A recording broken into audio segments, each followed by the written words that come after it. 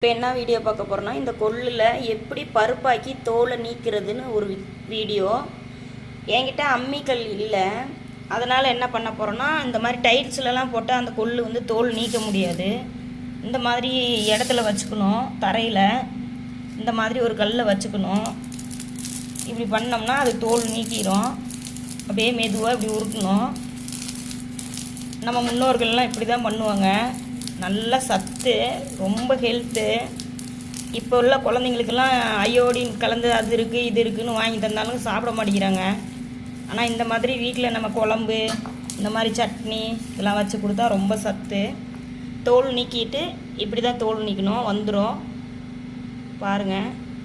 இப்போ பருப்பாக ரெடி ஆகிடுச்சு. இதை தோலோடு போடக்கூடாது, தோலை புடைக்கணும். புடைச்சிட்டு அதுக்கப்புறம் தான் நம்ம குழம்பு வைக்கிறதோ சட்னி வைக்கிறதோ வைக்கணும். நீங்களும் வாரத்தில் ஒரு நாள் உங்கள் வீட்டில் இந்த மாதிரி செஞ்சு சமைச்சு